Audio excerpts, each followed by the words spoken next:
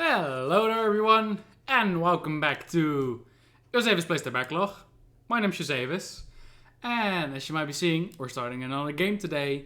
And today, let's just get right to it. We are going to start a playthrough for Werewolf the Apocalypse, Heart of the Forest. Which is quite a title. Yeah, for those of you who might not know, this is a game that's set in the World of Darkness setting. It's originally from like a tabletop role-playing game, but they've also been like making quite a few games about this in like the last year or couple of years, something like that.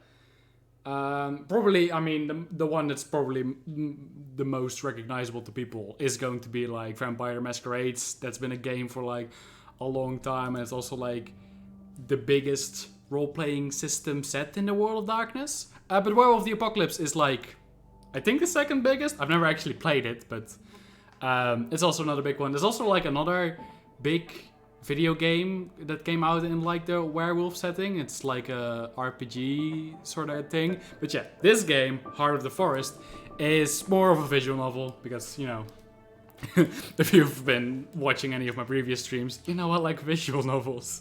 Tends to come up a lot. So yeah, let's just get started right away.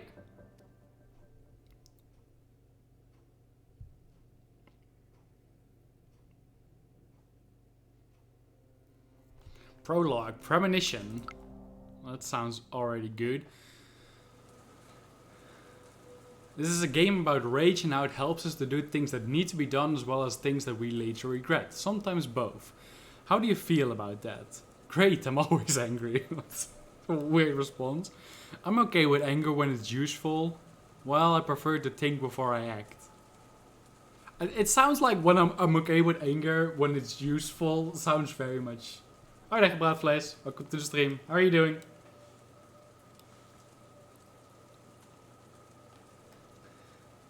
I'm okay with anger when the useful sounds so like pragmatic, but it's like, well, I definitely don't think before I act. I mean, that's probably been pretty clear. So, great, I'm always angry is also weird. Let's just go with the middle one there. Your rage is balanced. Okay, so we can see our rage over there. So you're the critical and analytical type. That's okay. There's no right path here. Just your decisions and their consequences. Let's just start already. We have a story to tell. I get it. My decisions need to be fair and just. Let's just follow the path and see where it takes us. I mean, I kind of like the last one. Like, I don't know very little about this game. I did play the demo for it because I saw it popping up and I thought like, ooh, Werewolf, the Heart of the Forest. Sounds right up my alley. Let's actually see what it's about. So yeah, I did play the demo and I enjoyed it. Like, it's definitely like very much at the start before like any real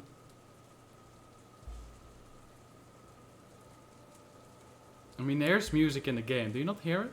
Should it be louder? I did put it down quite a bit because when I started playing it was very loud. I mean, at the moment it's mostly like ambience, I guess. Let's see if we can actually like...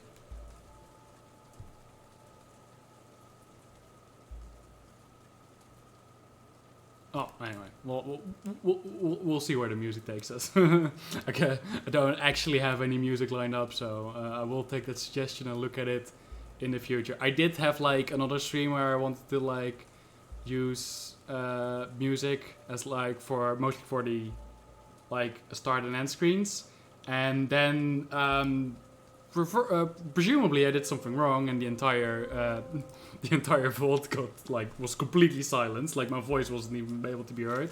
So yeah, I should look at that some more, but I don't want to ruin any more like recordings. So here we are. But yeah, if the music of the game is like too low, let me know. Okay, the woods are full of stars. They flicker, come closer, run away. They want me to chase them, to play hide and seek. I hunt, I observe, or I hide. I mean, I want to play hide and seek. If they, like, run away, sounds like I should be going after them. Let's just see what's happening. Let's just observe. It seems to be like kind of like starting off our character with some stats. I watch as they dance around the tree trunks, float up on the gusts of wind that shiver through the branches, disappear among the leaves. There are words in that dance, but I don't understand them, not yet. Then they bunch up and fly towards me like an arrow. Rushing down, they're soon upon me. But just before this spark of light pierces my breast, they disappear and the dark of night returns. Rage balanced? So I assume this is like because our rage is balanced, otherwise it will be something different. In the darkness I feel the tangled roots of stories keeping the forest alive, and I hear the spirits asking me to judge the enemies. I open my eyes and then I wake up. So that was like a dream about the forest. Cold and alone. Maria Homid. Maya. Maria. I can read. It sounds like reading should be very useful in a visual novel. Confused, I open my eyes. The forest around me is thick, dark, and reeks of decay to such an extent that it's hard to breathe. How would the smell of decay fascinate me? Like, the upper choices very much seem to be like going, let's say, like full werewolf. I recognize this forest, or why am I here? I mean, I don't know anything about this forest, but just why am I here? Makes sense. My head is spinning. Why am I here? There must be a reason. The tree trunks, wrapped tightly in dark-leaved ivy, are covered in ripples of lichen? Lichen? Lichen's definitely the word. Lichen, where the vines haven't taken hold. The thorny, leafless bushes at their base are overrun with nettles. The fungi radiate with a ghoulish, sickly green light. Dark, sponge-like mushrooms cling to the fallen trees. Try to breathe, I'm cold, something is rotten. All of those sound like they're true. I guess like something is rotten, we did smell something. So I try to breathe, it's like I assume we're doing that already. If we're not, we should probably start there though. I mean, it's hard to breathe, so let's just try to breathe better. Take a deep breath and suddenly realize that it's not the forest that smells so foul, it's me. I look down and see my hands covered in a dark substance. I'm naked. A sticky, glistening film of liquid is clinging to my skin. I can feel it on my face, in my hair. Blood. Yeah, what's happening? It's a pretty good question at this point. How is that inspiring? Hey, I'm covered with blood. What the fuck's happening? Very inspiring thought. Good going. I have no idea what's happening, but stories start forming in my mind. Someone has drawn strange symbols on my skin in the drying blood. Was it me? There's a severed head right in front of me. Okay. Some choices are hard to make and they strain your willpower. Okay. So, like, we have what looks to be 2 out of 5. Oh, wait. Actually, that's tough when you hover over it. I knew that. I'm prepared. Willpower is a pool of points that you can spend to perform actions that are difficult for Maya. Particularly, willpower can be used to prevent the effects of high rage. You regain willpower when you pursue your goal. When your willpower goes down to 0, you are impaired and unable to perform hard mental and social actions. Okay, so willpower is very much like to both resist stuff that rage makes us do, and yeah, make hard choices, like having a severed head in front of us and touching it. Yeah, this game is gonna be pretty, like, I wanted to say graphic, at least graphic descriptions. And I believe there's also some, like, relatively disturbing imagery going on. I believe it's just still images. It's nothing like jump scary, but yeah, we're about to find out. Oh yeah, we can overwork the other stuff. So rage describes your supernatural anger. Be careful when you rage. High rage allows Maya to overcome many obstacles, but also make her aggressive and hard to control. That's interesting. Health is your life force. When your health goes down to 0, you are impaired and unable to perform hard physical actions. Because it was very specifically, willpower is mental and social actions. Health is physical actions. And it's summer already. June 20th. That's actually not that far off. Yeah, I'm not gonna touch the head. Like, I'm gonna be sick. That seems like a normal. As I was saying, graphic depictions. Jesus. That was quite something. Did not see that one coming. Also, yeah, also definitely graphic text. The face is contorted, the eyes bulging, the mouth open, the tongue stuck out. It's obscene. I feel bile rising in my throat and I start to retch. And then eyes open in the darkness. Wait, as in like around me? Who is it? I can see their silhouettes, shades of jet black against the darkness. They smell of fur and moss and bloodied earth. Massive creatures, some with horns, some with antlers. Their eyes burn like small fiery windows into hell. Damn. I look at them and something wakes inside me. Panic or defiance? Defiance sounds better than panic, at least. But defiance sounds something like that would be like higher rage. Oh wait, variant indicates that this choice is available because of your current stats. Okay, so we already kind of got that. Like defiance is something that sounds like something that would make more sense if we had higher rage. So maybe this will be like not a very good attempt at defiance because we have low rage. Let's find out. Like, I'm curious. At the very least, I don't want to panic. That sounds bad. Even though it's a very normal response to what's happening. They tell me the stories of their lost battles and dying hopes, and I say no. I tell them my stories of the enemy and how they are so stupid, so clueless that we almost feel pity as we kill them. They listen and laugh. I laugh with them. In a moment of clarity, I almost understand what the forest wants from me. And then I wake up.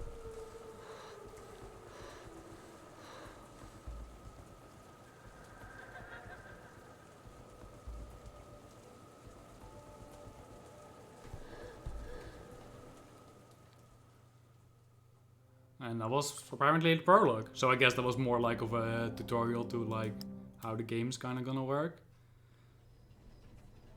Maya, wake up. I jerked upright. My neck was stiff and the movement sent a sudden sharp wave of pain through my body. I wasn't in the forest anymore. I was in a bus. The sun streaming through the windows was making it hard to see. The girl next to me was touching my shoulder, disturbed. I snapped at her, or what happened? So yeah, once again, like, you know, snapping at her because our rage is relatively high. Oh, we only have like a maximum of 3 for all of these things. It used to be 5 when we were like in the previous thing. Oh, we have a last name now as well. Maya Borodic. 24, student, American, right? And this is like the stats that we just got. Condition healthy, sounds good. So yeah, like, they know her name, first of all, so we're probably here with them. I believe this is already, like, on our vacation, because as it says, like, we are American, but we are visiting Poland, and I believe we're visiting family as well, or at least, like, the roots of where our family came from, what I got from the, like, what do you call it, the, like, blurb of the game. And here it says Bialowica? So, sounds like we're already in Poland. So I assume this person went with me through the other side of the earth. Let's not snap at her. Anya's sympathetic. What happened? Overcoming the urge to push her away was hard. Overcoming your rage changed your willpower. Right. She looked at me, concerned. You were laughing, like, maniacally. Maniacally? Maniacally. I'm so good at reading. I blinked. The memory of the dream was still there, and the taste of blood in my mouth. I looked outside, or I was glad I wasn't alone. I guess I am glad I'm not alone, even though... I think that looking outside makes more sense, because we weren't alone in our dream. We were like, you know, talking and laughing with others, even though it was definitely weird. And there were some, like, decapitated heads involved. That's normal, don't worry about it. But let's look outside, like, probably like we're going through the forest, so I looked outside. The narrow roads cut through a dense old forest. It was the one from my dreams. We're almost there, said the girl next to me. Her name was Anya. We'd met a couple of weeks early on the orientation day. She was from Norway, a tall, broad-shouldered, calm person who wore her long hair in braids. Somehow, I'd managed to talk her into this crazy field trip across the land of my ancestors. We were there to study medicine, or she seemed excited. What kind of medicine? Okay, I'm actually curious about that, even though the other one was like something that we could do because we didn't snap at her. We both come to Poland for the same reason, to study medicine. It was less expensive here, and we both received government scholarships. Oh wait, they're actually just in Poland to for like, just like do their bachelor or master or whatever. It was less expensive here, we both received government scholarships. So, did she want to become a doctor, or she'd asked when we first met? I was still searching. The human body is fascinating. It's a little weird thing to say, Maya. Or I had a knack for healing. It sounds like a kind of an interesting angle, actually. I also like I was still searching. Let's go with I had a knack for healing. I wonder where that's gonna go. Game tracks your decisions on how Maya approaches problems. They will accumulate and gradually reveal what kind of person she is, deep in her heart. The story changes to reflect Maya's personality. Okay, so it sounds like it can go different ways. I'd always been obsessed with nature and how things worked. I wanted to uncover all of life's secrets, and I had a pretty uncanny knack for herbs and other plants. Uncanny for a city girl, at least. Although my grandfather once told me that I got it from his maternal aunt. That's why Anya and I were on a bus to Białowieża. Białowieża. Alright, the W is like pronounced like a V. It's a village in Poland's Podlasie province. Podlasie. What part of Poland is that? Okay, I do not know. I mean, I can look it up. I don't know if we're gonna lose like sound if I do that. Doesn't look like it. Let's look that up. Podlasie. Wait. Podlasie. Almost. That is... Oh, it's basically like the most northeastern part of Poland. Like right up on the border. Interesting. Cool. A small village in northeast Poland. Hey, Lars, maybe read before you start looking stuff up. I was like, this sounds like stuff that they would say like in here, but I'm an idiot. Near the border with Belarus. You know, at least I was right. If this would say something completely different, I would feel worse about myself. It was famous for its national park, the very last European bison. Interesting. And according to a quick web search, occasional tensions between far-right troublemakers and the local Belarusian community. Right, far right's probably like nationalistic, like Polish nationalism, and of course the Belarusian community because it's right on the border. Probably not big fans of each other. So yeah, she seemed excited. Oh, we could go back to this. That's cool. I reached into her backpack and took out 2 apples. I'm really happy we decided to come here, she said. Yeah, I said, offering her some of my kawanosi. Dried meaty sausages that were so much better than the original Polish ones we had back in the US. I was glad Anya decided to come with me. I had problems keeping friends around. I really needed one. I did some searching, she said from her phone. And this place is amazing. The last primordial forest in Europe. Primordial forest is just like old forest, right? Summer language course was starting in a few weeks, and I've managed to talk Anya into skipping the tours of concentration camps and old churches and visiting Białowieża. I mean, I'm probably going to be saying that one a lot, so I do want to get it kind of right. Białowieża. Or Wajcia? I'm not actually... Oh, Wajcia? Wajcia sounds more Polish. Not that my Polish is very good, but... maybe instead. So far it's beautiful, she said, her eyes smiling. But why are we here again? Good question. Why were we there? The most honest answer would have been because I've been dreaming about the forest in Białowieża since I can remember. But people didn't understand when I said things like that. I looked her in the eyes. I kept it simple so I wouldn't freak her out. I told her as much as I could, or I told her everything and it's gonna take us willpower. Well, I definitely don't want to take willpower. And I told her as much as I could and I told her everything. Sound pretty similar as well. But clearly we've met this person like not that long ago, so maybe it's a little weird to start talking about heads we found in this forest and like, hey, I've been dreaming about this forest I've never been. So let's just not freak her out. Family, it's complicated. Interesting. I'm looking for my roots. I kept it simple so I wouldn't freak her out. What I didn't tell her was even more important. I knew my family was from here. None of my Jesus, that was a harder sentence than I thought it would be. None of my relatives spoke about it though. There were a lot of things that weren't spoken about in my life. Strange dreams that plagued me, half-forgotten tales about forest and wolves that I'd heard before my mom took me, ran away and cut off all contact with my dad and his family. Interesting.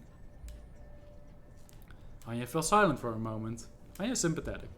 I think it's great that you come from such a magical place, she smiled. The last ancient forest in Europe, thousands of years old. I wasn't sure if I was fond of that magic, but it was hard to ignore.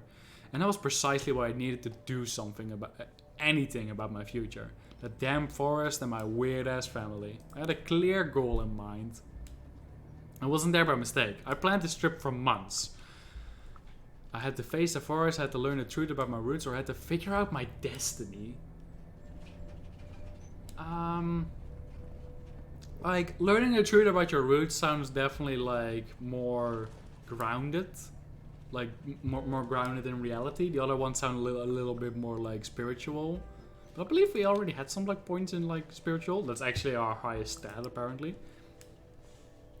And I think, like, you know, this would have been fine if it was just, you know... Hey, my mom took us like to America and I never heard from the rest of my family again. But we have been dreaming about this forest that we've never seen before in a weird way. So I think I had to face the forest sounds like really appropriate. Oh, so this is our goal now. Our goal was what gave us our willpower back. Okay, you regain willpower when you pursue your goal. Cool. My dreams, my grandfather's stories, the fact my family was from there were just too many coincidences. The forest wanted something from me, and it was time to find out what. There was a mystery to uncover and an adventure to be had. I couldn't wait. Welcome home? Białowieża looked like an overexposed photo of a village with the contrast turned all the way up. Heat was pouring from the cloudless sky, scorching the earth, the trees, the grass, the wooden houses, the fences. Everything looked slightly past its best, weary, worn out. Everything except the shadows. They were sharp, as though they were freshly printed with the darkest of inks. And they moved. For a second I could have sworn they moved, but then I realized it was just a black cat walking down the sidewalk. When it saw me, it stopped in its tracks. I mean, probably not the first thing to do when you see like a cat. It's the first thing I wanna do. Maybe it's just because I've been playing too many Iconfell. Try to pet the cat. Yeah, kitty kitty, I said, squatting and reaching toward the cat. It didn't react, instead looking me dead in the eyes, judging me. Okay, well, it's judgy cat, sure. Hey Maya, Anya said, looking at me, surprised. Didn't you say your friend would be waiting for us? But he wasn't there, and the cat was still staring at me. Let's go. Anya put it on her backpack. I'm tired and I really need to find a toilet. For a moment, I was tempted to just get out of the sun and worry about my missing friend later. But the meeting was just too important. Okay, well, we don't know what they, like, what the arrangement was. So I'm actually going for this one. I'm really curious. Maybe it's some, like, part of her family that she hasn't seen in that long. Let's just wait a while longer, I said. I don't have this number and we really need to meet up with him. His name was Bartek. I'd met him online while researching Białowieża. The man knew everything there was to know about local history. I asked him to look around for local stories about the forest. I hope he's found something. I really need to pee. I said it was like I was a 5-year-old. And not a very bright one. I wasn't going anywhere. I made my best puppy dog eyes, or I caved. And that actually makes us more angry. It's kind of interesting. I mean, if she needs to go, she needs to go. Like, let's let her go to the toilet, man. Okay, let's go. I grabbed my backpack and stormed off. Angry at Bartek, Anya's tiny bladder, and the creepy cat. He's angry at everything. Bed and breakfast. Białowieża had a few hotels and hostels, but the preferred form of accommodation was bed and breakfast. That's where we stayed. I found one that was nice, clean, and it had good reviews. We had a room on the second floor with a huge window and a great view of the forest. We dropped off our stuff and freshened up a bit. Maybe we should have waited for your friend? Anya asked, concerned. What? You had to go, Anya. Don't put this on me. Sure, they'll find him sooner or later. Before you go, check out your character sheet. Look for it up in the top upper right corner. You can find a load of useful info about Maya, her background, personality, goals, and so on there. You can also check who your friends and who your enemies are. Don't believe you have any enemies yet, but let's actually see. So the goal is the mystery of the forest. Pursue to regain willpower. Anya's sympathetic, family it's complicated. And the rest is all things that we already knew. Cool. Białowieża was a quaint tourist town, but I had other things in mind. I had a clear goal in mind. The forest was calling me and I was ready to answer the call. Anya went with you. So we can like choose where to go. I mean, we already were in a town and we need to go to the forest, so let's go to the forest. It was dark in the woods. Dark, humid and chilly. The leaves didn't let through a lot of sunlight. Daniel looked at Anya and me over his shoulder. How do you like her? We'd met maybe 20 minutes earlier. Anya had googled local guides and he was apparently the best person to go to if you wanted to see the forest. So I found him and now we were here. I was already wanted to ask like... when the screen loaded in, I was like, who's this? Like, I'm pretty sure this is the two of us, but who the hell is he? And then it said Daniel, and I was like, who the hell is Daniel? And then it explained. So I think a lot of, like, the writing in this story is gonna be like, at least read until, like, you get to a choice, and probably answers will be there. I wasn't sure who he meant, or he was a strange one. How do you like her? He's probably talking about the forest. I guess it's a little peculiar to call her forest she. I mean, I get it. It's like an old-ass forest. Like, of course people are gonna personify her. I was really tempted to say her there instead of, like, it, them. Then he was a strange guy. Slender but muscular. Not the CrossFit type. It was more the kind of strength you get from working all day long in the open. His skin was weather-beaten and bronzed by the sun. Like tanned leather. And he moved in a very deliberate way.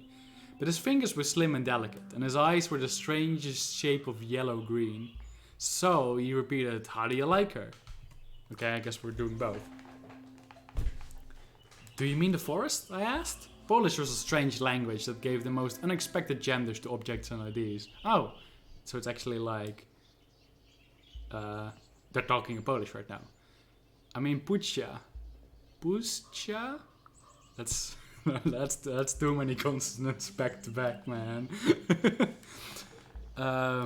He gestured around us. The word sounded like the wind rustling in the leaves. Pushcha. Pushcha? Yeah, I assume that's how you... Yeah, sure. Pushcha is the right word, not forest. Forests are like fields or orchards, cultivated. He spat as he said it. And pushcha is older than even the concept of fields. He was using the word as though it was a name. Oh, interesting. Like, this isn't really a choice. Like, both of them are us looking at the forest.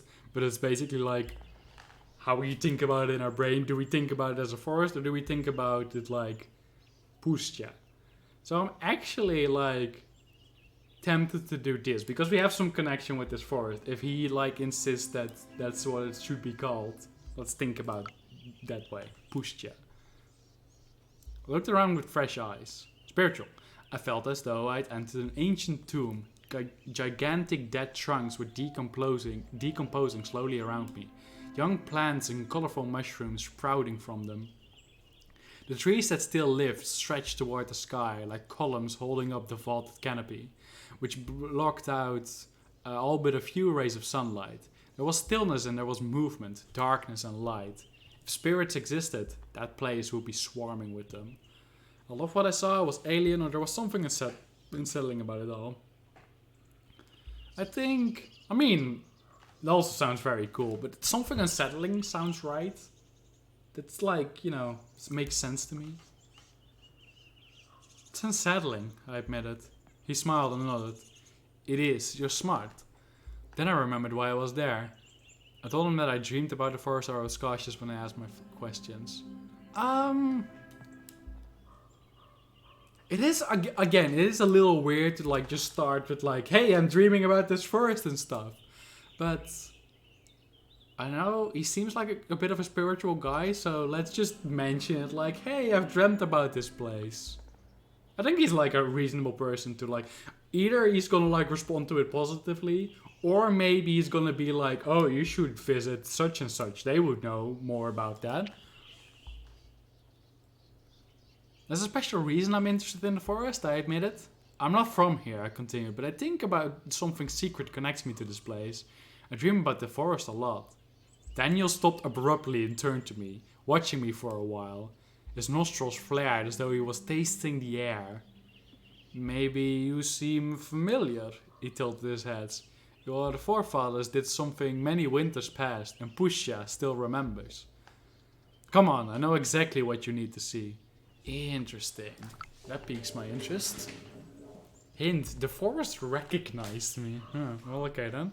So I was right. There was something hidden in my family's past, and it seemed to have a lot to do with the forest. Every time you learn or do something significant that brings you closer to your goal, you regain willpower. With every step, I was getting closer to solving the mystery, so I followed him. We have to choose a path, he said. There's the old wolf den, or I could show you the barrows first, or a clearing that some folks call a place of power. So a place of power is magic, tourist trap? Wolf's Den is old stories, families divided. That sounds cool.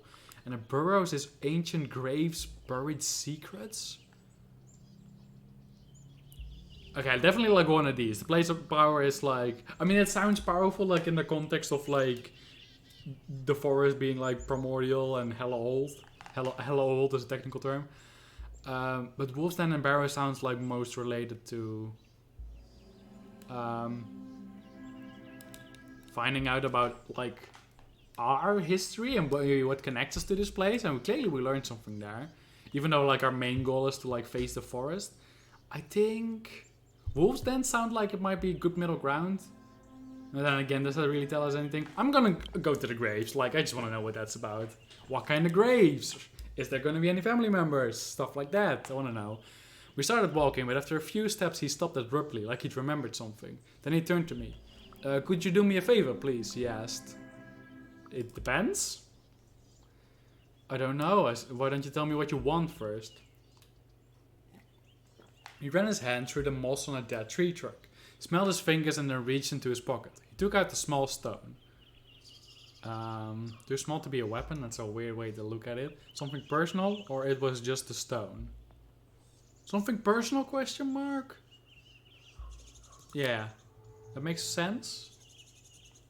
Like, clearly he's asking us something that's, like, personal to him, at least, even if the stone isn't. Looks like one of the stones you treasure as a child and then grew out of. But he looked at the pebble as though it were still a treasure. I would like you to take this stone. He held out his open hand toward me and throw it in the direction you think we should go.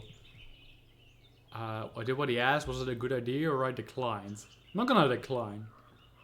Was it a good idea? Why wouldn't it be? Like, it's just a guy asking me to throw a rock. Like, really the thing I want to be asking is, this man is like, hey, why do you want me to do that? But if these are the options I'm getting, I'm gonna do what he asks. I'm just gonna throw a stone in the forest, like, whatever. Okay, I said, reaching for the stone. I took the stone and closed my hand around it. Be careful, whispered Anya. It was just a stone. It was curious. Felt alive. I am curious. Yeah. It was warm and I felt grounded when I squeezed it. I closed my eyes and thought about the barrows, trying to imagine that place. I thought about the people who buried their loved ones in the middle of the ancient forest, and of the bodies nourishing it. I threw the stone. I felt my hand rising entirely on its own, and then throwing the stone as far as I could. It was a good throw. The stone flew in a long arc over the bushes, and disappeared without a trace in the dense undergrowth. Great, Daniel sighed. I was asking for that, wasn't I? What was the purpose of this? What happened exactly? Orc. Just orc. What was the purpose of this? What was that for, Amanda? To introduce you, he answered with a faint smile before he turned to head deep into the forest. And Pusja is now sympathetic, so that's actually also a relationship we have with the Not the forest, the pushcha. The trail. This is also like this is definitely one of the things that got me into like wanting to buy this game. But this art style is like hella interesting. I bloody love it. Trails soon disappeared. Sometimes we walked along a barely visible path made by some animals. Sometimes we followed the stream or gully. But for most of our trek, we walked through the dense undergrowth. I was getting impatient. The sun was barely noticeable through the dense canopy.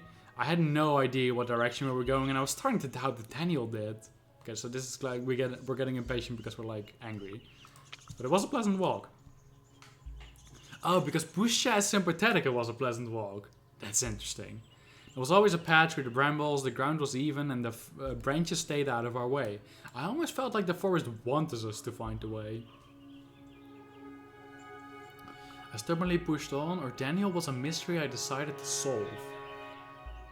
He's a little weird, right? Then again, it's just like into the folklore of the place. Like, it was weird that he gave us a stone to throw. We threw the stone and then he was like disappointed. Like, that's a little... I didn't really get that. Actually, let's think about like what the hell's up with Daniel. I watched the efficient and deliberate way Daniel moved, and I tried to guess his background. Why had he become a guide? I asked a few obvious questions, or I tried to guess his background. Let's just ask the man. Like, there's nothing wrong with asking him, like, hey, how'd you become a guide, basically, right? Where are you from? I asked the obvious questions. From around here. He made a vague gesture. You a professional guide? That's what I do for a living. He's not very talkative. Leave him be, whispered Anya. Okay, so I can try to guess his background now. I can drop it for now.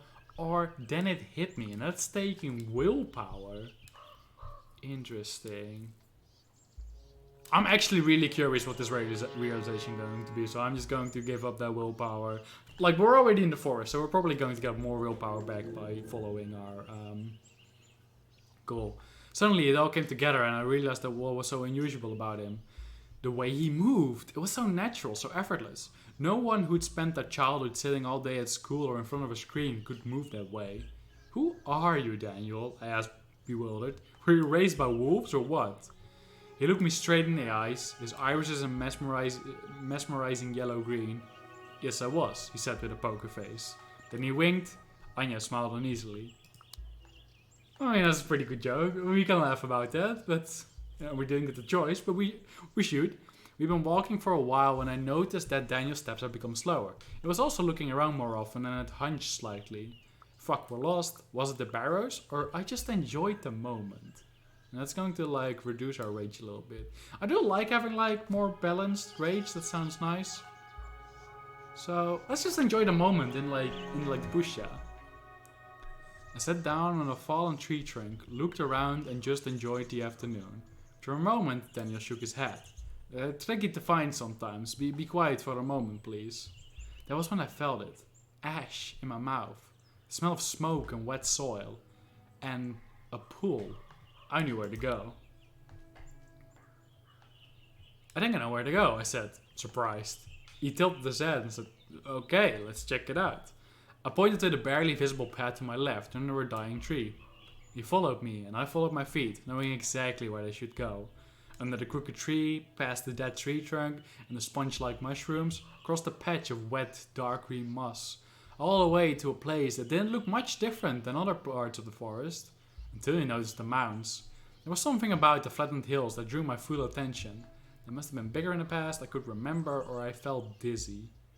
I could remember? Check that out. A memory stirred in my mind. No, it wasn't a memory. It was a feeling, anchored in my chest, akin to the taste of ash in my mouth and the smell of smoke. Longing, sadness, resignation. There was more. A sense of sacredness. It filled me with a calm excitement, and when I closed my eyes, I saw a fire burning in the darkness. The village was long gone, its houses burned to the ground, its people slaughtered, but the spirits were still there.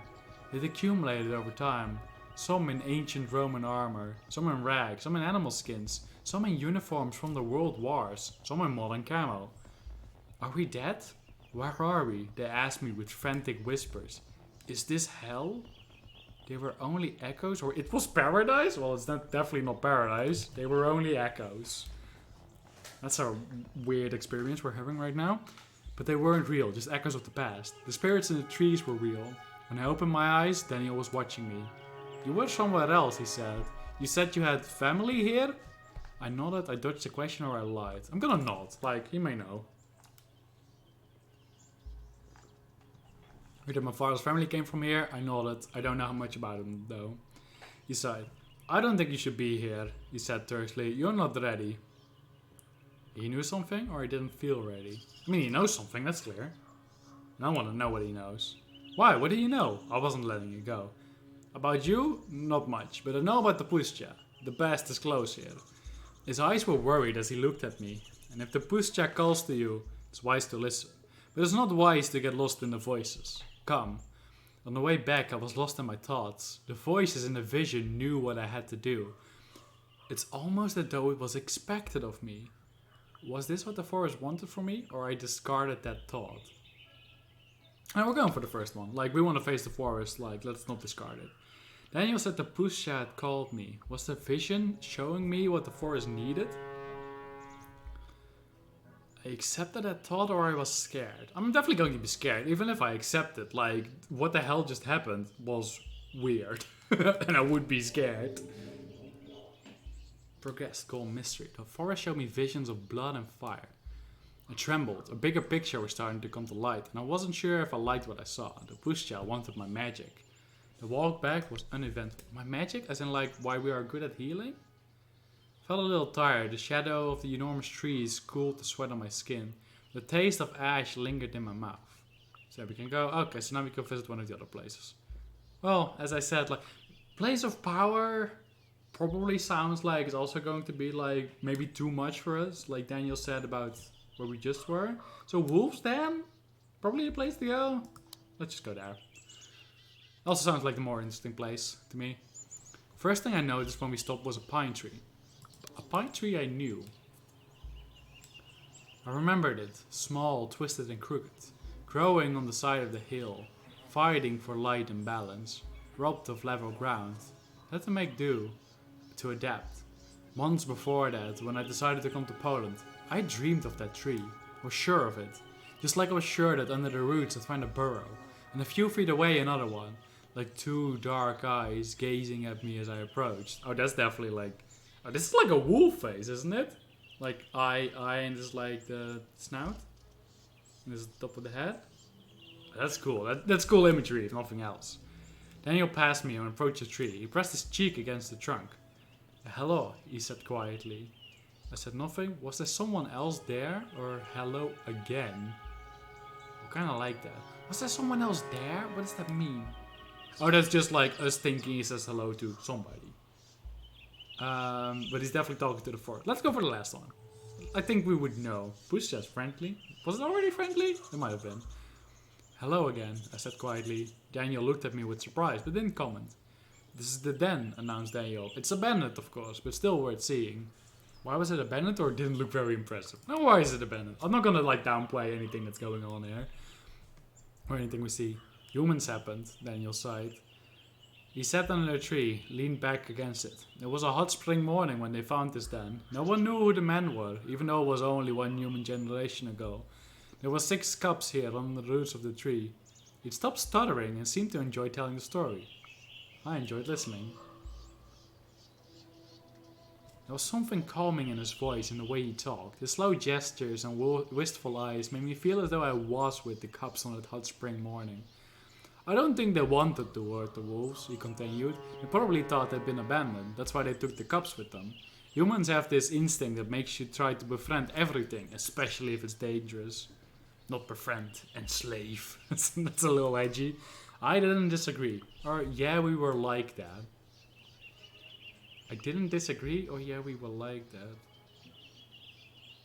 I think yeah, we were like that makes a little sense, actually. Like, we basically have these awful dreams about, like, this forest, and then we decide, like, let's go there. So that's definitely, and then we try to be friendly against the forest. Like, we try to befriend everything, especially if it's dangerous. That's exactly what we're doing right now. Yeah, we are something like that, aren't we? I smiled. I'm not saying it always works out, but the intention is good, and I believe the man who kidnapped the wolves wanted to do something kind. Anyway, they took them. Out of the 6, 2 lived to see the cold summer that year. The wolf mother used to come to the farm they were at and howl. People went grey if they heard her. I knew that howl. I heard it. I knew exactly how it sounded, and I felt despair and longing gnawing at my soul. I remembered how the cubs had reacted. They snarled at people, they whimpered for their mother to leave, or they were silent. Interesting. Why would they be silent? Like this one is basically like the cubs rejecting their mother and like trying to stay with the humans, which is I don't know what that means in the context of the story. They snarled at people is basically the other way around. They were silent is the most interesting one to me because I don't know what that means. Maybe it's like not really a choice being made. Let's go for that one, just because I want to see where it goes. When she came, we never answered. Young as we were, we understood there was no going back. Survival was the only law and despair was a weakness. Maya, are you okay? Anya asked, putting her hand on my shoulder. There was nothing. I liked how he told the story, or I felt for the cubs. She said we when talking about the cubs. So yeah, I'm definitely feeling for the cubs. I just feel for the cubs. I know a little about divided families myself. Oh. Yeah, that usually ended the conversation. Daniel sighed, looking at the tree in the burrow. The cubs that survived here were sold to some people in Hajnovka? Let's see if we... Oh. Kajnówka? Where's that K coming from? What's Polish? It's down in the Białowice forest, one of the centers of Orthodox faith and a notable center of Belarusian culture in Poland. One of the largest timber factories in Europe is located there. Oh, that's interesting. One of the centers of Orthodox faith. Oh, cool. But after a while, both of them ended up in Białowice with a scientist. They have a station in the national park. One of the wolves, Kazan, was a celebrity of sorts. If you saw any wolf photos from here, they were probably of Kazan. It was even on postcards. They shouldn't have moved the cubs. I keep thinking about the mother, or in the end, the smartest cub survived. I mean, it's sad for the mother, right? Let's go there. Daniel's sympathetic. I wonder what happened to the mother. There's something missing from the story. I also felt like she was more important than the story made her out to be. What kind of wolf was she after all that? That's a good observation. She eventually stopped looking for her cubs. She came back to the forest and found new children. There was a slight gust of wind and the tree creaked. I remembered that sound from my dreams as well. A sound that made me feel safe. How often had he shared that story? I looked at the empty den. Or what happened to Kazan? I kind of like sticking in the moment. I am curious about what happened to Kazan, but I kind of want to look at the empty den for some reason. I feel like sticking in the moment, like where we are right now, feels better than going on about these things that are not here right now anymore. Will the wolves come back here? I looked at the empty den. Daniel frowned. No, they won't. This place is cursed for them. And we fell silent. He looked at the birds for a long time.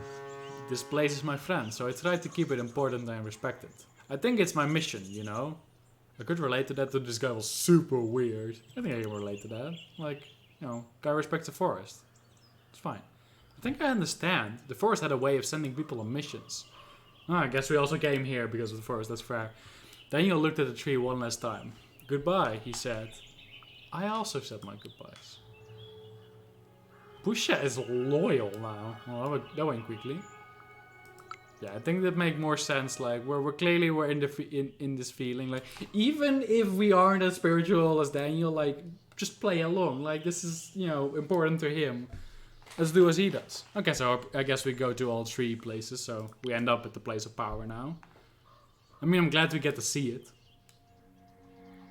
I wonder if it would have been. Oh, there's another like wolf image in the background again. I wonder if we had ended up at the burrows at last, if something different would have happened. I'm very curious about that. I started with the hair on the backs of my neck rising, on the backs of my hands rising. Okay, that makes more sense. The air around me seemed brighter, lighter. The leaves and the tree trunks turned yellow, and my skin started to prickle. I realized that I couldn't hear anything except for a low buzzing that was filling my ears. I couldn't think. Words appeared and disappeared in my head faster than I could notice them. I had to do something, snap out of it. I willed it to stop. I tried to clear my mind or took a step back. Huh. Take a step back? Maybe? Or I tried to clear my mind. Try to clear your mind sounds more useful. Like taking a step back doesn't really do anything. Like, there's nothing to look at specifically, right?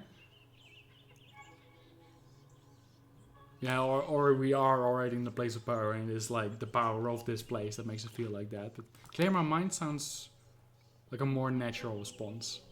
Closed my eyes and tried to focus. This weird sensation was coming from within after all. I just needed to find its source. But I wasn't the source, I realized. I was only resonating. The source was somewhere else. I opened my eyes. When I did, I was looking straight at a clearing. I could see the silhouette of a person between the trees. They were moving slowly, deliberately, and the moment I noticed them, I felt the buzzing slow down. I approached. The clearing was a plateau between huge boulders. There were double-trunked trees between the rocks and an angular wooden construction that stuck out of the ground like a sore thumb. There was a bike leaning on it. But more importantly, there was a man, and he was moving in the most beautiful, harmonious way I'd ever seen. It was hypnotizing. I looked at him for a moment, at the way his muscles danced under his tanned skin, trying to trace his movements. Before every grand gesture, every stretch, and every push there was a micro-movement. An impulse from his core, but I could feel it was even deeper. That was a hell of a sentence, Lou, what the hell? The energy that had been filling me earlier took form. It was flowing in rhythm with his steps, with the flow of his hands. The words came out of my mouth seemingly without knowing. What did he do, or what was wrong with this place? What did he do makes more sense. What did you do? He smiled. It's a little bit complicated. He stretched his hand toward me. I'm Colonel, he said with a hard German accent. Shouldn't you be on the logging side? Daniel asked him after I introduced myself. I needed to center myself, he answered. The others are still here, don't worry. They were cutting down trees in this forest? Center himself? Here? They were talking about like a big lumber factory just now, but also, yeah, only primordial forest in Europe. Why are they cutting these trees? Please don't. Wait, logging? Here? Couldn't believe my ears. He smiled bitterly. Yes, logging here. That's why I needed to calm down. This place is special. Some people call it a place of power, as I told you. And they have good reason to. Look around you. So I looked. It was a clearing filled with light. I could see Colonel's traces, a beautiful pattern on the ground. But there was one thing that caught my attention more than anything else. The tower spoiled the serenity of the scene. The boulders around us were strange. Fruit trees? This one, I actually think this was pretty funny. Like, just the difference between, like, this increases our rage, so it's probably, like, kind of primal instinct of, like, you know, there's something man-made in this forest and I don't like it. And just the difference between that and fruit trees. I'm kind of feeling this one, though. It kind of feels like more resentment against the logging that's happening, and I think that makes sense. What the fuck is this here? I asked, pointing at the observation tower. I thought this was forest was supposed to be untouched by humans. People believed this was a place of worship thousands of years ago. Hence the fruit trees, the stone circle, and now the tower. And indeed, there's a lot of energy in this place. You felt it, didn't you? Well, yeah, I did. It definitely wasn't the heat. Yeah, I felt it, I said, without enthusiasm. The pushcha is wounded and in pain, and it calls out in rage to anyone who can hear it. Here, this call is louder. You can see the logging is slaughter. Anya gasped quietly. I guess this man has a way of telling stories, apparently. Every priceless thing can be destroyed by greed. Logging is illegal, of course, but illegal is something just a way of saying a bit more expensive but still profitable, especially for huge corporations. The forest is hurt, the wound is getting bigger, as is his desperation. Why doesn't anyone know about it? It was wrong, or what did the forest want me to do? I mean, clearly people know about this because Cornell, like, apparently he's German and he's here. And like Daniel asked him, shouldn't you be on the logging side? At first I thought he would be a logger himself, and maybe he is, but it's also like it also seems likely that he's like, you know, an activist that's trying to stop the logging instead. Especially after what he just said, like if he does appear to be a logger would be kind of weird. So I think people know about it, but just like, you know, most people don't know about it. Or at the very least, like, Maya's from the US, like, hella far away. It was wrong. Definitely agree there. Let's go for that one. Cornell's sympathetic. Okay, so it definitely seems like he's against the logging as well. This is wrong, I heard myself say. There was no defiance in my voice, only cold certainty. This wasn't about anger, it was about what was right. Cornell regarded me for a moment with a faint smile. You have a connection with this forest, don't you? You should come to the logging site and meet everyone. Absolutely, Anya said eagerly. I became suspicious, it sounded good. Maybe you could help me with my dreams? I'm actually a little bit suspicious, like it's a little weird. Oh, so he's back to neutral again. Did he know something about me, about my family, about my dreams? This guy was acting a little like he wanted to draw me into a cult. Yeah, we'll see about that, I said, shrugging. He also shrugged. I didn't take you for the indifferent type. Guess I was wrong, but you can't escape your destiny. He jumped suddenly and looked at the wooden tower and the bike I'd noticed earlier. The Schwalbe is getting restless, and as Daniel pointed out, I should be on the logging site setting up the protest. Schwalbe? What is a Schwalbe? I asked, confused. He named his bike Swallow. He loves it very much. Oh, I do. Nice meeting you, Maya. Right, Schwalbe is swallow. I never actually thought about that because, like, we use Schwalbe as like a way of saying as like a football term. I'm used to that part. I didn't know it just meant swallow. All I wanted to do was get out of here. Also, I'm definitely struggling to find like a voice for this man that's like not too similar to Daniel. The moment he disappeared, the buzzing came back. It wasn't as strong as before, but it was still there. All I wanted to do was get out of here, because this place is definitely having an effect on us. We went on through the greenery, the buzzing in my car's ears. That's E isn't very clearly an E. Air slowly decreased. Like, I could, there is actually an option, which is also great by the way, to like change the font to like, either just a font that's like more readable, and you also have like the open dyslexic font in here, so that's great. First of all, we love accessibility features over here. But yeah, I thought I'd at least try it with like this font because as much as, you know, legibility is great and all, I also feel like this kind of adds to the feeling. As we walked through town, Aya nudged me and pointed at a tall, broad-shouldered, freckled guy standing at the bus stop with a lost expression on his face. I remember this phrase from the pictures on social media. It was the friend who'd stood me up earlier. I greeted him, or I was glad to see him. I'm just gonna greet him. Like, he wasn't here when I wanted him to. Bartek, I asked, getting his attention. Maya, what are you doing here? He blurted with surprise when he saw me. I was sure you missed the bus. We started walking and talking. His accent was broad and East European. Well, it's kind of broad. Yeah, sure. I flooded him with questions. Anya liked him, or I caught him looking at me. I think flooding him with questions makes sense. Anya liked him seems like such a, like, out of nowhere. Like, they haven't even spoken to each other, right? And I caught him looking at me. I just don't want to get into that. Like, let's just go with I flooded him with questions. Luckily, he loved talking about his home, so when I flooded him with questions, he kindly obliged. He talked about how the village had become a tourist destination, how the logging business moved to a nearby town, how the trains had stopped coming, and the local station had been turned to a hotel for wealthy foreign hunters. The dozens and dozens of bison statues scattered around the village watched us indifferently. We walked along the only street in the village, nearing the center, if you could call it that. Every house had a garden, and the air was dense with the fragrance of flowers. So, did you find anything linking me to the forest? I asked. Bartek shook his head. Nothing, absolutely nothing, sorry. He was avoiding my eyes. A trickle of sweat ran down his temple. He was clearly lying to me, but why? Come on, man, I said. You wrote to me that you'd found something. But he just clammed up. You know what? I think you should drop it. I stopped and unleashed all my charm. I felt hurt, or he was scared of something. I think feeling hurt makes sense. Like, we got here all the way from America. This man clearly said before that he knew something. And now he's not gonna tell us? Like, what the fuck, man? I turned to Bartek and looked right into his eyes.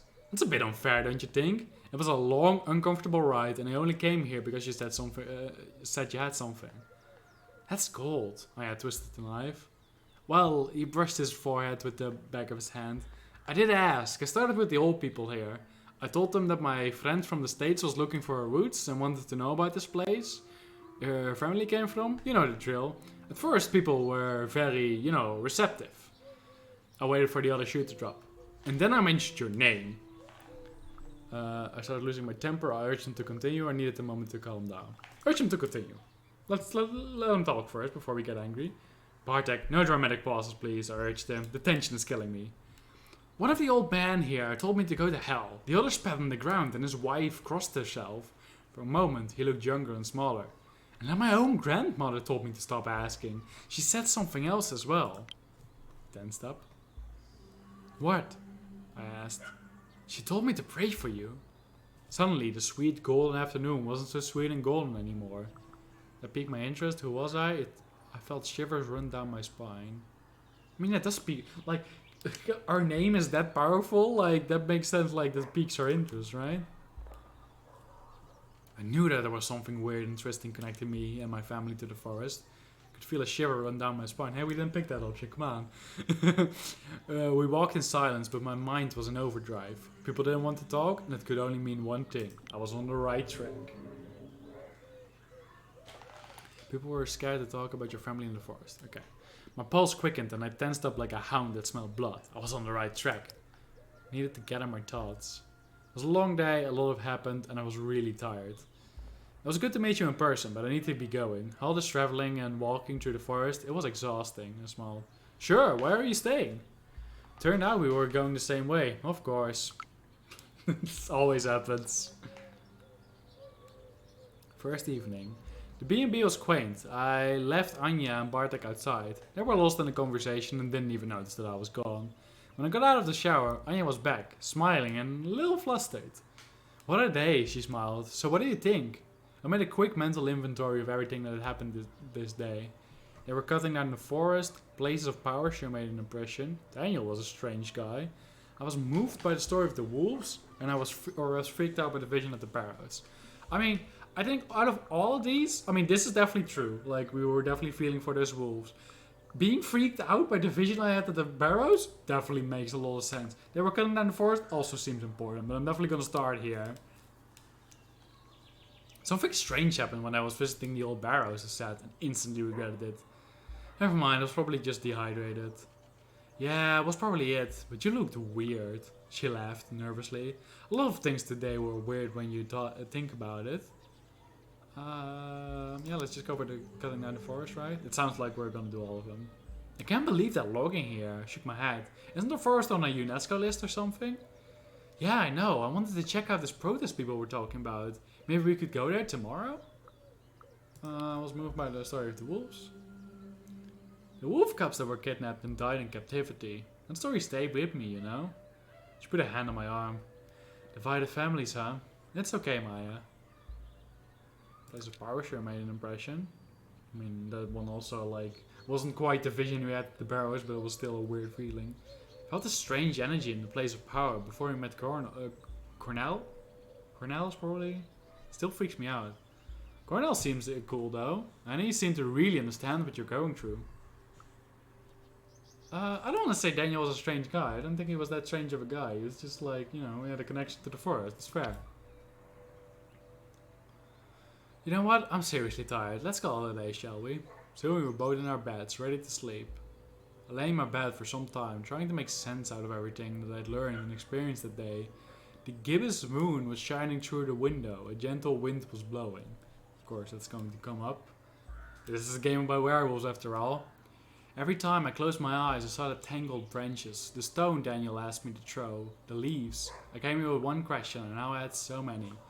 I felt I was closer to getting my answers. Are we? I should go and see the logging protest. Okay, cool. I Felt the answers I was looking for were within my reach. I should go and see the logging protest, find Cornell, and make him talk. After a long while with all these thoughts became blurry, they slowly started to turn into pictures, sounds and colors. I drifted off. Oh, we're back in our like forest dreams, looks like. The dead nourished the soul in the barrows long ago. Now the trees are their hands, the leaves their eyes. They wait. My senses are heightened. I see the moon cutting the sky in half. Actually, I do wanna... Oh, we can actually see how far in the game we are. That's pretty cool. I'm gonna like put these up a little bit more. I think I overdid it when I put them down. It's also just because like the music on the like main menu is a lot louder than throughout the game, it seems. That still doesn't seem too... no, let's just leave it like here. Yeah, so the moon cutting the sky in half, and this is clearly like a full moon. A new moon? No, full moon. New moon is when it's like completely gone. I am a weapon, I am a cup, or I am a seed. I am a cup makes sense with like the story that we had at the wolf's den. I'm a wolf cup, like the one my grandfathers told me about. I will grow and my fangs will become sharper. I will taste blood. I feel a pull and I surrender to it. I run toward a clearing. Also, what the hell is happening in the image? I run toward a clearing. There are piles of fresh corpses of people who died too young. Skinned and mutilated. Their loved ones standing around them, grieving, unable to do anything, waiting. And suddenly, they are just trees and tree trunks. I howl, I look around, or I weep. For some reason, howling feels right. I don't know. This is a really weird vision again. These dreams are fucked up. I look at the moon and I howl.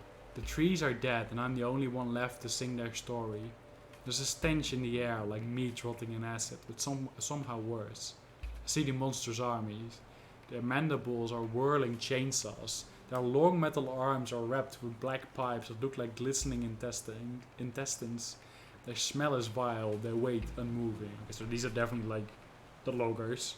I charge at them, I turn to the forest for answers, or pay my respect to the dead. Let's actually like resist. Thus get us to full rage.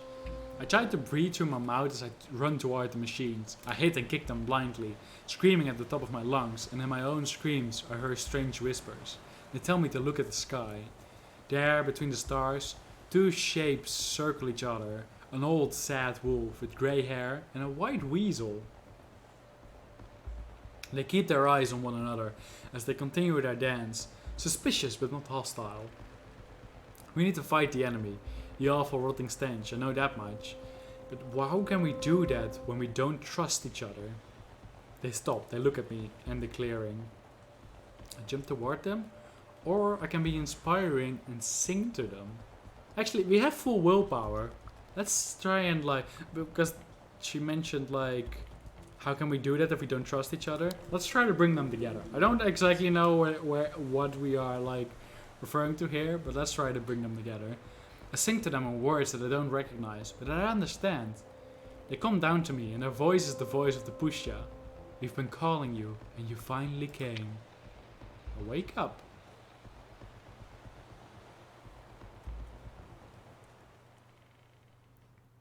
Chapter 2, logging. Okay, so while we are on the chapter screen, I am doing the thing I always do. I'm gonna get a little bit of water. If anybody else, don't forget to drink.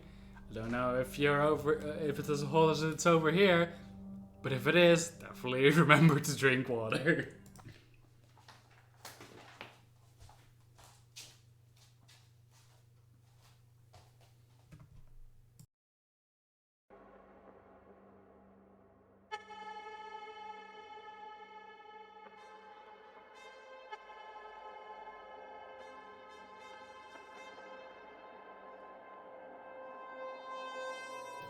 Definitely didn't mute the like wrong audio there. Nobody noticed that. Don't even question it. Day after. Next morning was full of sunshine and birdsong. I could smell the heat of the afternoon building. Those long, honey-like hours in late June where the earth isn't tired of its own warmth yet, but it was crisp and pleasant now. Get up. Sat on my bed for a moment, letting my feet dangle from it. I felt angry. The weight of the previous day had coiled up somewhere in my chest, and it felt like a tiny merry-go-round, gaining speed. And that was the dream. The clearing, the animals in the night sky, waiting for me. I took a shower, ate something without really paying attention, and went out. Anya joins us. We were halfway through the forest when I realized we were walking toward the logging site. I mean, of course, that was the plan, right? Protest, activists, answers? Against the machines. I was so focused on my anger and the turmoil in my head that I didn't really care where I was going. When I snapped out of it, the sun was shining. The village was far behind me, and I wasn't sure how I'd gotten there. Anya looked around. So what's the plan? Stop the logging, I had to figure out the forest, or I needed to find someone. We're not really looking for anybody specific. Like, of course we know Cornell here, but he doesn't really matter, like, in the big picture, I think. Stop? Okay, well, that's just Polish. I mean, that's, of course, like, Białowiczka. I don't know what those other words are, so let's not even worry about it. I had to figure out the forest, or I had to stop the logging. I had to figure out the forest. I mean, that's definitely what we're here to do, but not like here specifically in the logging place. I think we're here to stop, to like, you know, show our support. I looked around. On my right was the ancient forest. On my left was the freshly torn clearing. Ahead of me, ruining the view, were huge logging machines and a group of people arguing in their shadow. They clearly needed someone to gently nudge them in the right direction. I looked at the clearing, I looked at the machines, or I looked at everyone. Oh, look at the machines, like they're the problem. I'd never seen a harvester before, and I was shocked by the vile ugliness of the machine. There were 3 at the side. Their long metal arms were wrapped with black pipes that looked like glistening intestines or weird hanging sperm sacs. That's an interesting visual metaphor there. And they reeked. The stench was dark, rancid and putrid. Yet none of the people here seemed to smell it. Not the reporters, not the police, not the loggers, nor the protesters. I couldn't understand. The clearing was full of that smell. I saw a familiar face among the protesters. This is Cornell, probably. Cornell was arguing with a woman with grey dreadlocks. The protesters were clearly conflicted. I had business to do. I wanted to know what it was all about, or maybe I could solve the conflict. I don't know if we can solve it. Oh, this is probably... Hi 703, welcome back. How are you doing?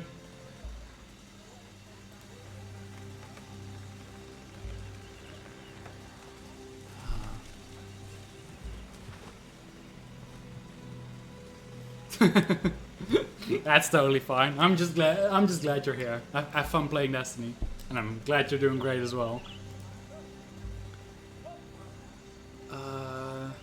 Business to do. I wanted to know what it was all about, or maybe I could solve the conflict. I mean, this sounds like kind of what the metaphor of our dream was about. Like, how can we stop anything if we like don't even trust each other? So maybe I could solve the conflict. Like, first of all, I kind of like dismissed that choice is like, what's that all about? That sounds weird. But I'm actually also wait. I should move the like chat box to the right. I make it like right aligned as well. Because at the very least, if I put it, if I let it stay on the left, it's gonna be like, it's fine like that. But on the left, it's like right in front of all the text. That's the worst place for it to be in this game. So yeah, maybe I could solve the conflict. I thrived in solving conflict, so I went closer. One of the police officers, young and nervous, said something I didn't fully understand. I ignored him, or I let Anya handle it. Just ignore it. Police, unfriendly. Okay, that's already a great start. Tried to walk past him. He stepped in my way and slowly assessed me. Oh, he said, you're one of them. And now let us go. Then I noticed that someone joined us. Used the commotion to sneak with us past the police. A girl with disheveled, bleached out hair. Don't worry, she patted the officer on the arm. It was an awful pickup line anyway. He recoiled. You shouldn't touch me, ma'am. That's funny, actually. I think it's funny. I smiled at her and wanted to say something, but I was interrupted. Pat, Cornell called from the gathering. Could you come here? I need you to show Olga that chart. She sighed, reached for her backpack and taking out a tablet. And I read it again, she murmured under her breath and winking at me. Coming. Let's go towards the activists. So I walked towards Cornell. I heard more and more of the argument. Okay, you can't, Cornell was saying. Pat stood next to him with her tablet. She looked a bit amused. Do not fucking tell me what I can or can't do, Cornell, the woman with dreadlocks interrupted. I can because they are destroying our mother. I can fight with all the means at my disposal, even if that means burning those harvesters to the ground. I noticed Daniel standing near her. He took a few steps back, went towards one of the harvesters, turned his back on us all, and pissed on the machine. Okay, clear where he's standing. Olga smirked. Daniel, you know how to bring the point home. He looked at her confused. Cornell raised his eyebrows. Burn the harvesters? In this drought? Olga, are you out of your mind? You know what I mean. We fight them any way we can, because this is a fucking war, she spat. He sighed. We've never seen real war and it shows. Nobody's shooting at us and believe me, we want it to stay that way. We need a peaceful protest. Hi, we need to talk, I said, approaching Cornell. Hello, Maya. Could you wait? I'm right in the middle of something here. In the middle of something? Well, it looked like I had to bring this something to an end. I looked at them both. Olga with her fury and passion. Cornell with his cool professional demeanor and shared, without any reservations, what I felt about the situation. It wasn't a war yet. Peaceful wasn't flashy enough, or there was a fine line to tread. Ooh, that's a good question. I think, like, it wasn't war yet is a little bit too much. Peaceful wasn't flashy enough. Like, I'm not feeling that one at all. So I think there was a fine line to tread. Sounds like, you know, usually the case. Olga cautious, Cornell sympathetic, Daniel neutral. Interesting. There's a fine line to tread, I said in the silence. You don't want the protesters to be painted as terrorists, and you don't want them to be treated as irrelevant and ignored. I only inflamed the situation. Yeah, not making a choice often does that. The argument attracted more and more people. Someone old shook their head and moved forward. They had deep wrinkles and narrow mouth, and the unisex grace of a tired, heroin-preserved rockman. What's that? What does any of that mean? The unisex grace of a tired, heroin-preserved rockman? I totally dug their style, they looked out of place. Let's just go for the last one, because I just... yeah, this is another visual novel, yeah. As you can see from the, like, ungodly amount of text on the screen. They looked out of place with their shoulder-length disheveled hair, clean shave and eyes highlighted with eyeliner. Bright blue nails, heavy army boots, a red skirt and a tank top completed the look. And pins, lots of pins. All kinds of LGBTQA flags. Happy Pride Month, everybody. Anarchist and pacifist symbol, and I think some German band stripes. Observe them curiously. Kim. We haven't heard the name Kim before, I believe. Olga, darling, you know I love you, but Cornell really knows what he's doing. Please trust me on that one. They talked to Olga, but kept glancing at me, as if to check how I reacted. Fuck off, Kim, you didn't even trust me enough to come here on your own when I asked you to. There was a woman on Olga's side. Okay, I'm definitely not gonna be able to give all these, like, their own voices. There's too many people and I don't even know what they look like. Next to Olga, there stood a woman, and she was the most beautiful person I'd ever seen. I couldn't tear my eyes off her, or I couldn't help it overhear. Couldn't overhear what? Oh, I couldn't overhear the, like, conversation between Kim and Olga, probably. Let's just see what this woman is about. She had a perfect hourglass figure, long braids, and the most stunning cheekbones. Her eyes, slightly slanted, were a weird shade of blue deep, almost purple. She had a peculiar accent. I mean, everybody here has an accent. Like, seems to be a very international affair. Kim, you want to teach me about violence? She looked him straight in the eye. About fighting oppression? Just because your boss went to what? One mission in Afghanistan? Her Polish was peculiar, kind of mellow. Cornell winced. Lisa, leave Kim alone. He didn't know what to say, and it seemed that the whole discussion would be derailed. Maybe it was for the best, or I didn't let that happen. I'm not gonna let that happen. Like, let's focus on what we're here for, people.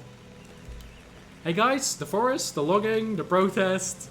Olga unclenched her fists. Cornell looked back at her and chuckled softly. You almost punched me. The conversation was over, at least for the time being. Cornell, together with his cronies, walked toward the reporters, while Olga went back to the group of people standing in the shadow of an old oak tree. I looked at the pushcha. The clearing full of felled trees was like a gaping, bleeding wound in the chest of a friend. My resolve strengthened. Goal, mission, stop the logging. Okay, wait, so our goal changed now? Oh wow, this is a lot of new stuff. Wait, maybe actually look at this. Okay, so yeah, our stats went up, that's not that important. We are oh wait, we are now mostly analytical instead of mostly spiritual. That's interesting. So yeah, I understand what connection to the forest. People were scared of whatever connected my family to the forest. Were the visions of blood and fire showing me why they were afraid? The forest recognized me as if I had a legacy connecting me to the pushcha. What was the connection? People protesting the logging clearly knew something about my connection to the forest. I should go and talk to them. How do we know that? Not sure. So yeah, and a new goal we have is find a way to stop the logging. And then there's all of these people that we have. Ooh, and they also like give like reminders of who everybody is. Okay, so Anya's still friendly. Then we have Kim, who is like the one that we saw with all the pins, I believe. She's sympathetic, which is, I don't even think we talked to her. So Cornell is friendly. Lisa's cautious. Who's Lisa? Oh wait, that's the like the beautiful woman. Daniel, Kim, a non-binary activist. Oh, cool. Non-binary activist from Berlin, old with deep wrinkles around the narrow mouth and a craze. I still don't know what that means. They sported shoulder-length hair, disheveled hair, and nails painted bright blue. Okay, cool. Actually, now that I read it again, like our Digger style would have definitely also been like very good option. So yeah, Olga's neutral, and Pat, who's Pat? A German hacktivist and Cornell's friend, a small young woman dressed in black and with disheveled, bleached-out hair. Oh, that's I believe that's the one that like pushed us through the. Oh, thanks 73 for hosting the stream. I didn't even know there was an alert for that. Now I learned. I probably should look at like switching out the default animation for that one as well. It's a nice surprise. Where were we in the story? Oh yeah, I came here to stop the logging. Well, that's exactly the goal we just got. And after seeing what I'd seen, my resolve only strengthened. Yes, just like Olga said, I nodded, excited. What they are doing is unforgivable, and we have to fight. I looked at one group, I looked at the other. Oh, interesting. The harvesters were dripped with black oil, and the forest stood tall, serene, and full of golden light. It looked like it could protect itself. And then I looked at the felled trees, dead, limp, helpless. Clearly it can't protect itself. So, harvesters, Olga escalation, or protesters, Cornell answers. Oh, interesting. So, like, this seems to be, like, more of a choice of, like, actively trying to do something against the logging that's happening. And this is a little bit more about, I mean, also the peaceful approach. But it also sounds like Cornell is the one that knows more about our connection with the forest. I'm actually kind of curious about, like, Olga and her group. So let's just go there. Maybe we can do both again, just like we did in, like, the last day, where we just got basically all the choices we could do. As we approached, Daniel pricked his ear. I could have sworn they moved.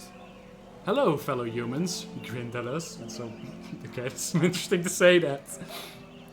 I felt Olga's eyes on me. And who the fuck do you think you are? She demanded.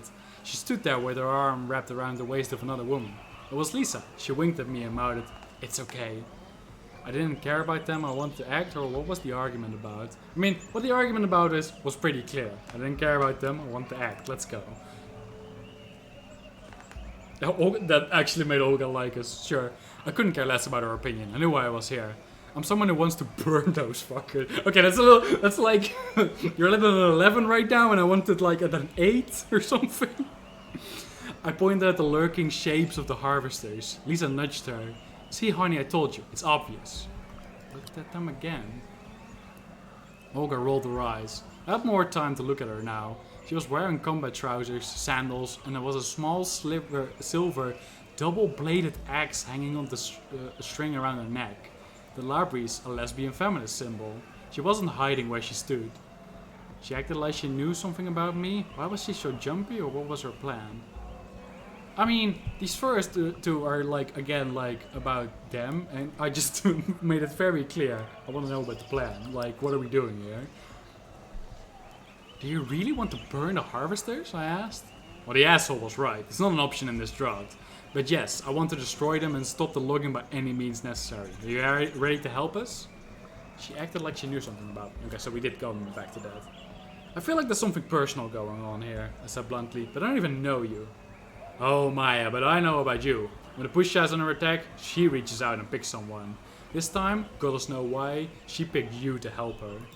She seemed to believe it. Okay, so we still got answers about her connection to the forest. I looked at her, skeptical. She seemed to believe it. The question is, she looked at me and she paused, will you do it? Before I could answer, there was a commotion, a change of mood. Olga stiffened and looked over my head. Police were coming. Officers, Olga said, hissing the word through her teeth. Ma'am, said an officer whose round face was adored by a mustache that looked like a shoe brush, disperse.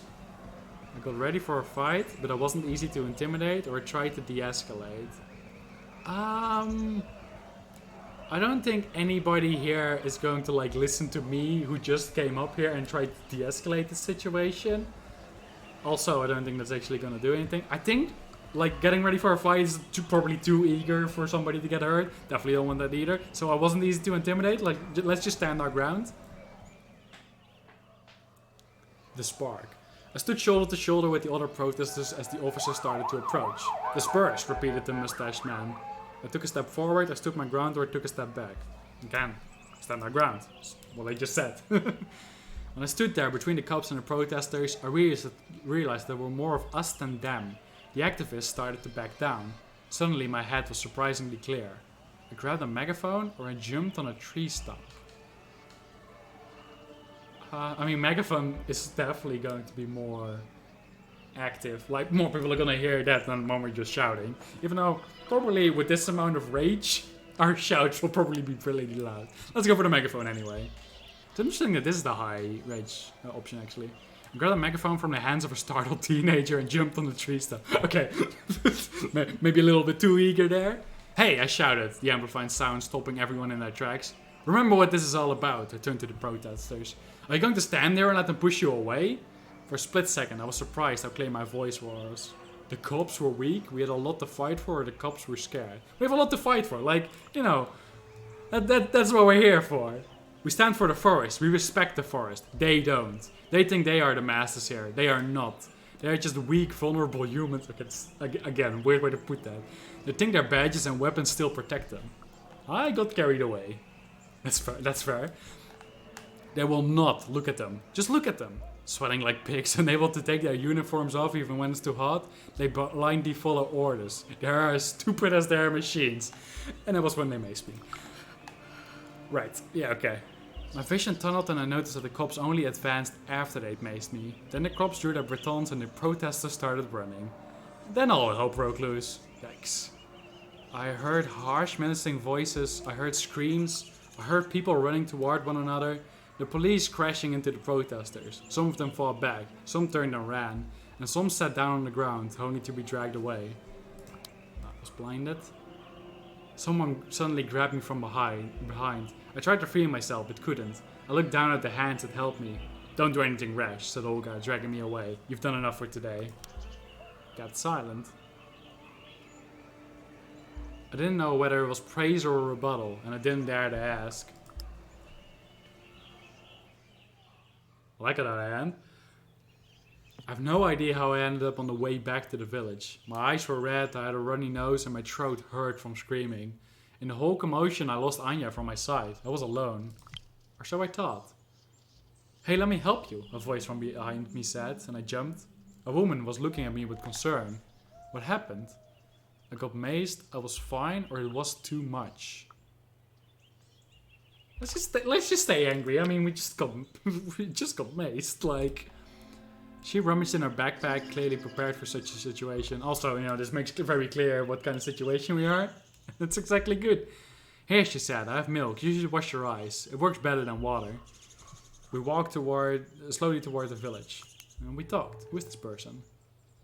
Oh, press. I learned that she was an independent German reporter who had come here about a month ago. Her name was Erika. So why are you protesting the logging? She asked after a few minutes of small talk. It was my civic duty, for personal reasons. Honestly, I had no idea. Feel the first one, mostly. Like, you know, it's the right thing to do. I haven't been here for long, I answered angrily. But I've already learned that Poland is ruled by a right-wing party who are total climate catastrophe denialists. I feel Polish and I have the right to protest. I looked at her. And why are you asking? Well, this game certainly is hitting, like, very real. She looked at me with renewed interest. Do you know why they are cutting down the trees? She asked. Because you do know that logging is done by a government company, the state forests? I had no idea, but why? Or the fuckers. Let's go for that one. Politicians are tainted. Okay. I said we take off and nuke them from orbit. Okay, Maya again, like... Rein it back a little bit. Pretty radical, she snorted with laughter, but that destroyed the forest. Erica reached for a notebook. I'm starting to sound like Olga. Let's just burn the whole place. Like, oh wait, that's gonna burn the forest. Please don't. It all started with spruce bark beetles. Erica looked into her notes and started explaining the whole situation. That year, the beetles' infestation was of catastrophic proportions. And the foresters decided that the only way to stop it and save the rest of the forest was to cut down as many infested trees as fast as possible. Was cutting down trees necessary, but was the logging legal? Was the logging legal? Couldn't they just remove the dead trees? Huh. Was cutting down the trees really necessary? Is cutting down the trees really the only way to stop the infestation? I asked, confused. The forest stated it's the only way, she said. Some biologists argue that they are cutting wrong trees and doing it too late to change anything. Okay, yeah, so this definitely is just like an excuse to do the logging. But was the logging legal? Like, if this is a UNESCO place, it shouldn't be, right? Opinions differ, but such a massive logging in a UNESCO-listed area might be illegal. Can they just remove the dead trees?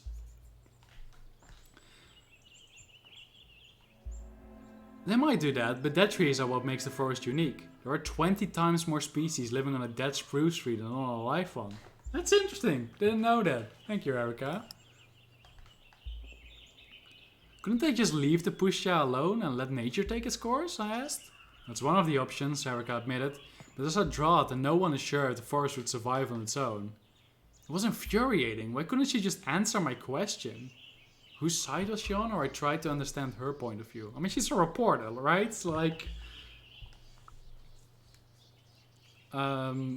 she's a reporter. So two things. Like, first of all, she's trying to report on like what's actually happening here. And second of all, she's probably not an expert on this field. I actually think like we're gonna take a willpower hit on this to like try and understand it from her point of view. There's no reason to get angry at her.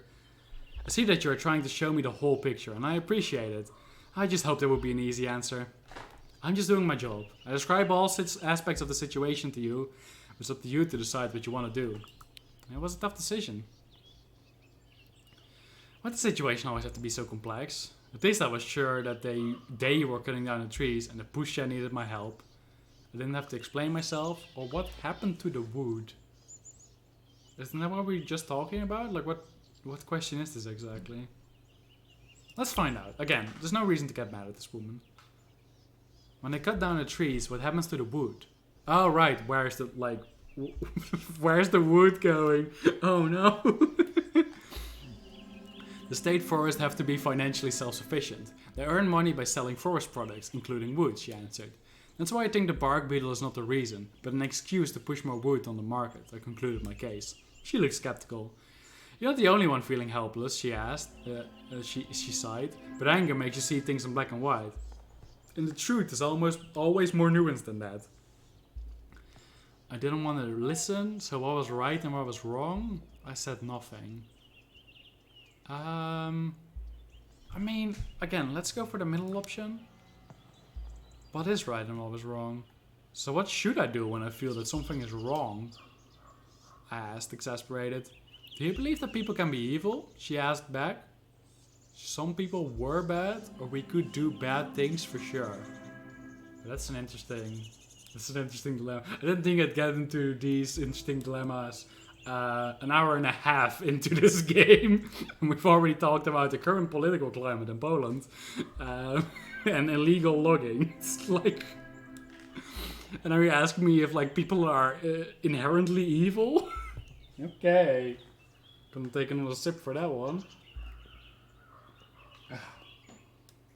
Okay, the water didn't make it easier.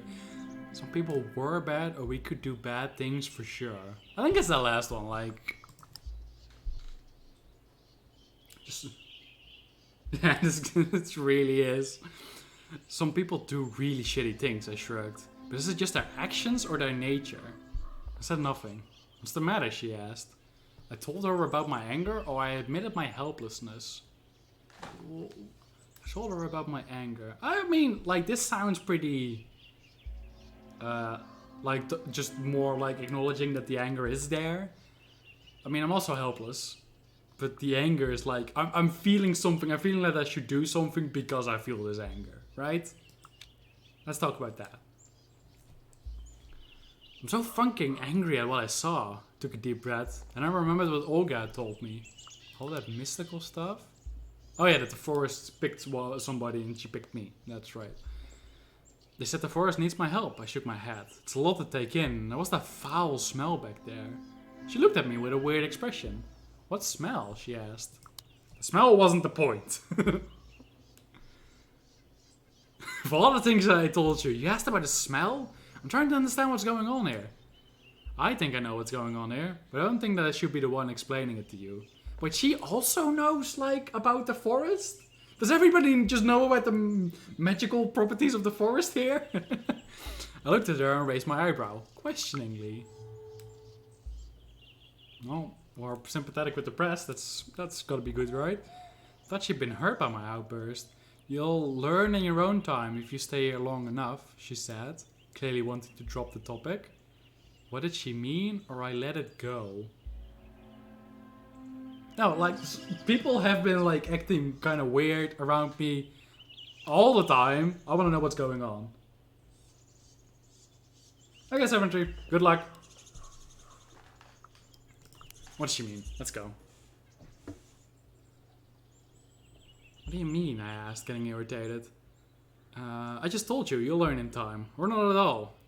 Which would frankly be better. Anyway, gotta run. So I watched her leave. I thought whatever connected me to the forest had surely manifested itself that day. Guess I'd made some progress. I decided to help the forest. I thought we decided that long ago. I jumped right into the middle of a very tense situation, at the very least upset the status quo. Just hope I hadn't made things worse. I walk on in silence. Hopefully we can... Oh, yeah, I was about to say, hopefully we see Anya again, and there she is. I lost sight of you, she said apologetically. I'm glad you made it back in one piece. So how was your day? Anya asked. Okay, so we're going through the whole day again. I guess this is going to happen... a lot?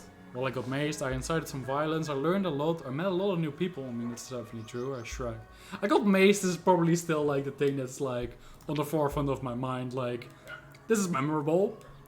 It was my first time. Do not recommend. 1 out of 5 stars. Oh shit, are you alright? I'll live. I shrugged. I incited some violence. I learned a lot. I met a lot of new people. It was all I wanted to share. Let's talk about the people we met. That's also... I met some very interesting people, I said, still excited. Yeah, they look like a colorful bunch, Anya grinned. Maybe you could introduce me later? They sure are passionate. They argue between themselves more than they argue with the loggers, I added. I incited some violence, or I learned a lot. I mean, I also want to say I learned a lot. Like, the interesting people I met talked a lot, said a lot of things. Did you know that the government supported the logging even when it was illegal? I just nodded solemnly. Yeah, I've read about it. Why didn't you tell me? We have a lot going on, she shrugged. Fair. Let's you know, we don't need to mention the violence. Just another way in Białowice. Okay, yeah, there we go. We sat. Oh, there's more coming up. We sat for a while in silence. You know, there's more to see here than Białowice. Anya said over her travel guide. Okay, I'm just gonna look up Bogozelce. Okay, yeah, sure. It's a village in Białowice's forest, established in the 17th century to produce charcoal. Interesting. Budi. It's a village known for its open-air folk museum and a copse of ancient oaks. Teremiski? Yeah, okay, that's just... that's the pronunciation you would expect. Location of an informal summer folk university. Oh, interesting. Curious about that. And Cherlonka. It's a village built in the 19th century around the forest industry, now a tourist destination. Cool. There's something interesting in every village. An open-air museum, some kind of folk university, the bison. Maybe you'd like to see something more than logging? I didn't care. I couldn't see everything. Let's chill. You can't see everything. It would be great if I could see everything, but I can't. I shrugged. I want to focus on the logging, even if I'm missing something else. And how's the search for your roots going? I couldn't stay silent for long. I shared what I learned, or it wasn't something I wanted to discuss. Let's talk about it. People have been acting weird about it. Anya might be like one of the few people that's like unrelated to like the rest of the what's going on here, so she might understand and be supportive. They say that when the forest is in need, it reaches out to people, and for some reason this time it reached out to me. Whoa. Honestly, I'm not sure what to think, but if you need something, just let me know. Sounds like that was a good choice. I just sat there, looking through the window. The day had been full on, and I was exhausted. I didn't notice when I fall asleep. When I'm full on, it's definitely, yeah. You could say that. Oh, we have another werewolf dreams, it looks like. It's quiet now, yet I know deep down inside that something isn't right. I run, I keep walking, or I sneak. Something isn't right. Let's keep walking? Also this might be the worst decision out of these three, but for some reason it feels right. Just take it easy, assess the situation. Walking through the forest to the logging site. It's getting dark. The light seeps away as though there are millions of tiny punch holes in the sky through which it can escape, and then the darkness starts to pour in. I welcome the darkness, or I know what I will see. I welcome the darkness? It's really edgy. I kinda love it. Let's go for that one. It's thick, oily, snake-like. It wraps around my ankles, caresses my wrist, then takes my hand and leads me to the side. It's full of maimed bodies. They are all trees, fallen trees, still alive, still struggling for air. Because it's similar to like the dream we had yesterday. And then there's the stench. I see movement in the darkness, but I'm not alone. I see movement in the darkness. I see shapes moving in the darkness. They have long skeletal arms. They are wrapped in glistening black intestines, and each arm had a wide gaping mandible full of whirring blades. They snap at me blindly. I feel righteous anger burning through me like molten lava bubbling from the ground. Through my feet, up my legs, through my chest to my head. I point at the monsters. My friends watch and I bask in their rage. I howled a sentence. That was some sick audio. I howl out the dead sentence and we run toward the monstrous shapes. We bite off heads and tear off arms. We are an executioner's axe, unflinching. Then I wake up. Find out what's happening to you. I gasped and bolted upright. I was alone, the sun was setting, and in the deep red light, the room looked like it was bathed in blood. My pillow was on the ground, gutted, and the duvet was in shreds. The air was full of tiny feathers, dancing in the draft from the window. What the fuck was going on?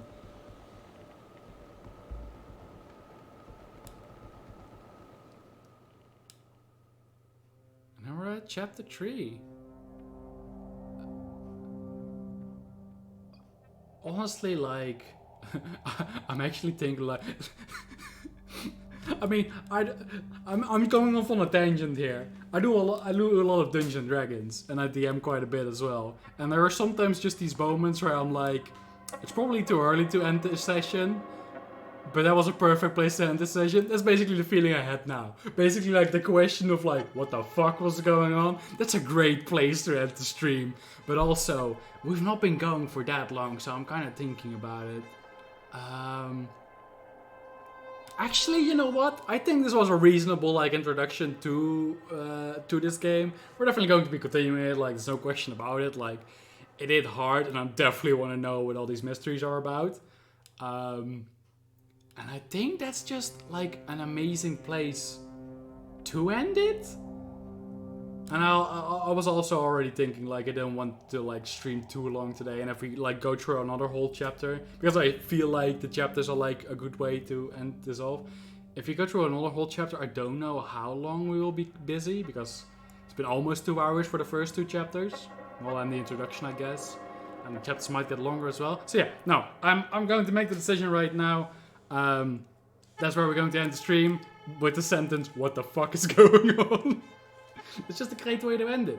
So yeah, that's just it. And we'll have a bit of a like shorter one to like introduce this game, as it were. Now I can also know what it's about, and the fact that it is still quite graphic at places, even though it's mostly a novel. So yeah, first of all, I want to thank everybody very much for watching. Well, it was nice to have people here again. I'll definitely take a look if like, I'll probably try to get some like music, at least for the intro and outro again. See if I can get that working without the whole VOD being silenced sometime. Maybe I'll just do like a test stream. And can you actually like start a stream without notifying people of that? I'll take a look at that. Anyway, I'm gonna check that out. But meanwhile, for this stream, thanks everybody who was there. I hope you enjoyed like everything from this game, because as I said, definitely going to be continuing it. And I will just be continuing it next Wednesday. I believe next Wednesday is just like, I'm sticking to my schedule for another week next week. I hope. Let's check. Yeah, probably. So yeah, next Wednesday we're going to be continuing this game.